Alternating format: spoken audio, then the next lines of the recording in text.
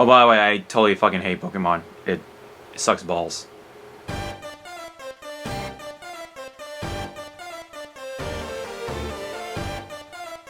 What's up everyone, Sean here, and welcome to this review on Pokemon Go. I actually wanted to do this kind of video for a long time. It's been a long while since I've actually done an actual review for a game, nonetheless, and now is a chance for me to do it. Who would have thought that I would get myself into a mobile game to review it? There are some exceptions I do make for mobile games, and Pokemon Go is one of them because, as you may not tell already, I'm a pretty big fan of Pokemon. Grew up in the 90s. I was born in the 90s. You know, I'm pretty much born in 1990, and I was I was 6 or 7 years old when Pokemon first aired here, as it came out in 96 or 97 or something like that on American TVs, and it was just a huge phenomenon that blew up, and it's still popular to this very day.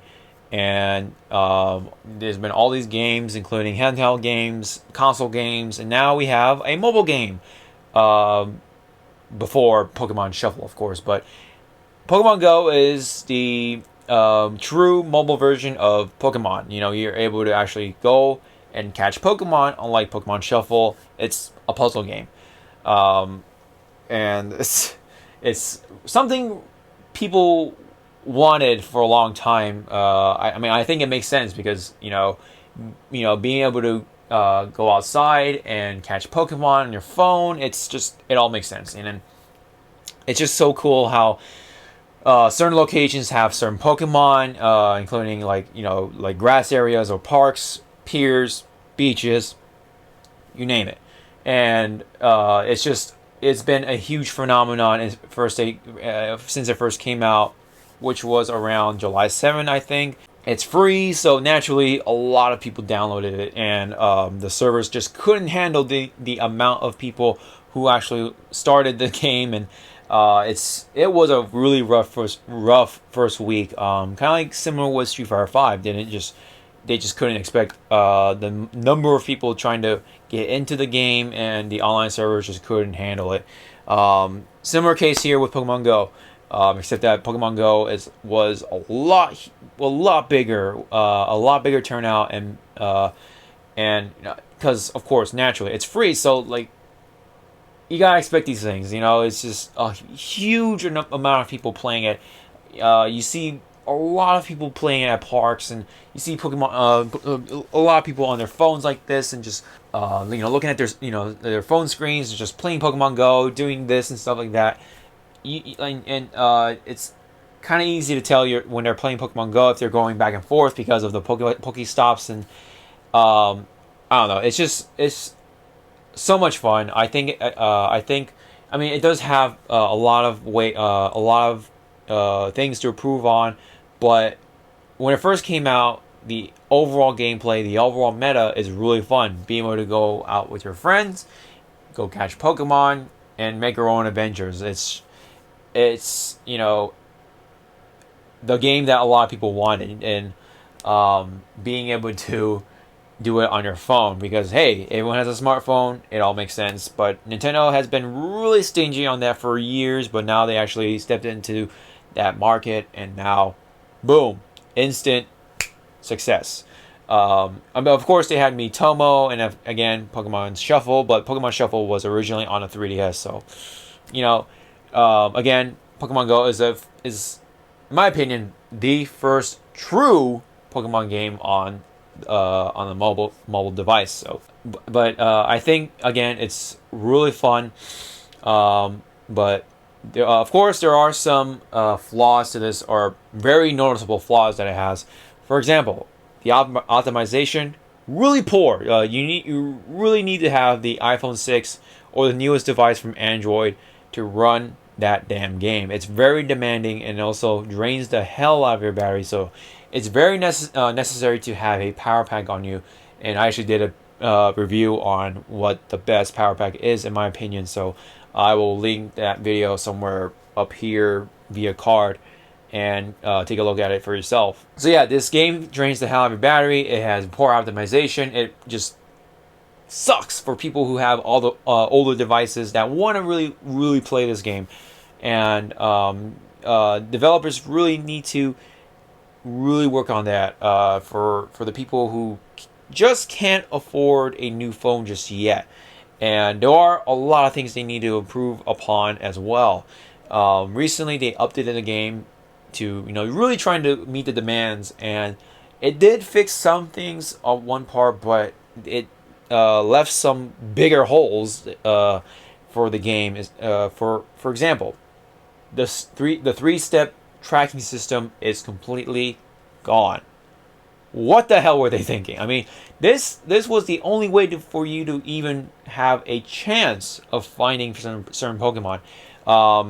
At first, it worked pretty good. It was a fun way to help yourself, look for certain Pokemon within the area.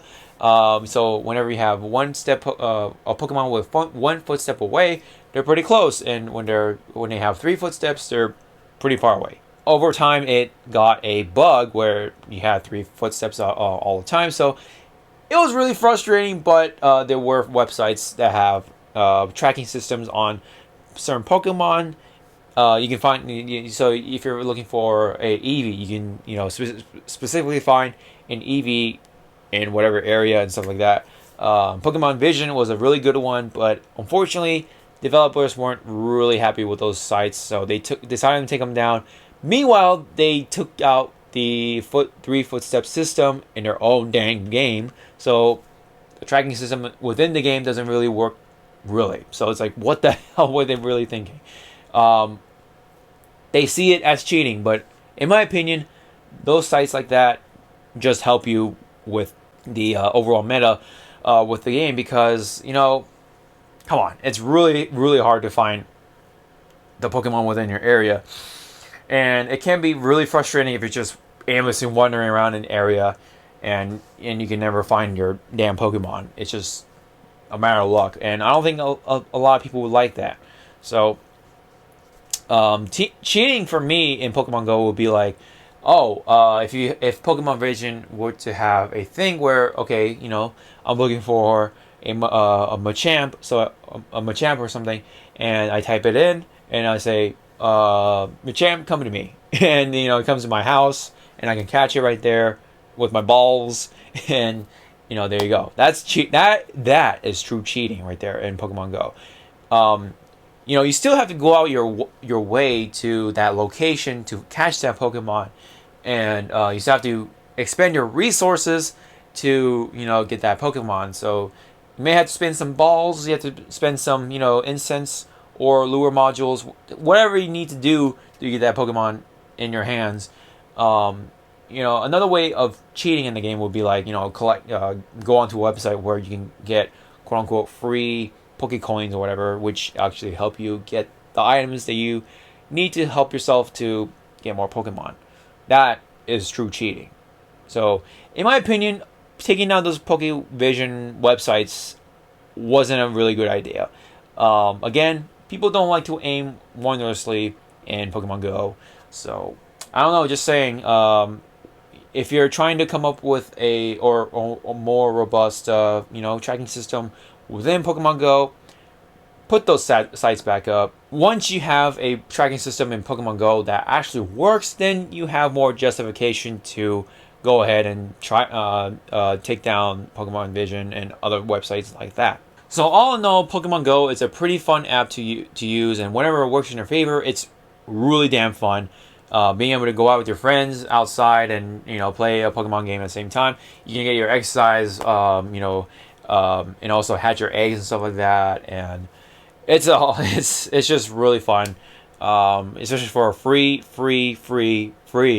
app in the iOS or Android market. So with that said, I will definitely give this game a solid 7 out of 10. It's a really fun game whenever it works, but it does have its noticeable flaws, and they really need to get on those flaws before it's too late. There are some people who already are willing to drop the game because of the tracking system. Again, they don't want to wander aimlessly, They want to have something that works, and right now, having no footsteps in this tracking system, come on, it's not working for all of us, man, or for most of us anyway. And hopefully, Niantic can really come up with a tracking system that works. So that's pretty much it on this review on Pokemon Go. Again, it's a really fun game. I highly recommend it if you're a big fan of Pokemon. And if you want to go out there, actually go out there and catch some Pokemon. It's a it's a nice game to play while you're waiting, or whenever you're in the bus or something. Whenever sitting in the car as a passenger, don't ever play this game when you're driving. And the recent update actually even says that in the message. So, and also I highly recommend us to play this on a skateboard or bike or some kind of personal transportation. But please be very careful of where you're going when you're playing the game. Be sure to kind of keep your eyes on the road or sidewalk. Be very cautious. Always be aware of your surroundings and stuff like that. Don't always look at your phone all the time, and just be responsible. There are some microtransactions in the game, but they're kind of typical, and they really don't force it in your face. So I don't know. The microtransactions for a mobile game aren't really that bad. You just spend coins, and you use those coins to buy the Pokeballs, lure modules, eggs, or egg incubators, lucky eggs, and so on and so forth. But again, you don't really need to do that. They don't put like a time wall or something like that, or they don't just like force it in your face, anything like that. So I'm actually happy with that. There's an option for people who, if they desperately need for more Pokeballs, it's there. So if you have any comments, opinions, thoughts on Pokemon Go, what improvements you want to see in this game, anything like that, I'd love to read them in the comment section below. If you like the video, don't forget to hit the thumbs up. If you want to see more videos like this in the future, be sure to hit the subscribe button for more videos, more reviews, anything of the sort. So again, thank you guys so much for tuning in for my Pokemon Go review. Again, it's a really fun game. Really highly recommend it. So again, thank you guys so much for tuning in. I will see you guys next time. Sean out.